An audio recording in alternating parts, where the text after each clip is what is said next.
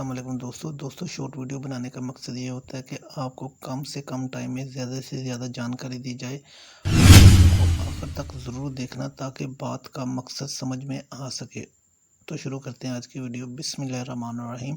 حضرت محمد مصطفیٰ صلی اللہ علیہ وآلہ وسلم نے فرمایا، خوش قسمت ہے وہ انسان جس میں یہ 3 نشانیاں ہوں، وہ بہت خوش قسمت ہوتا ہے۔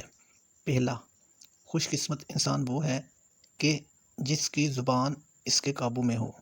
دوسرا انسان وہ ہے جس آدمی کے گھر کے دروازے رشتہ داروں کے لیے کھلے ہوں۔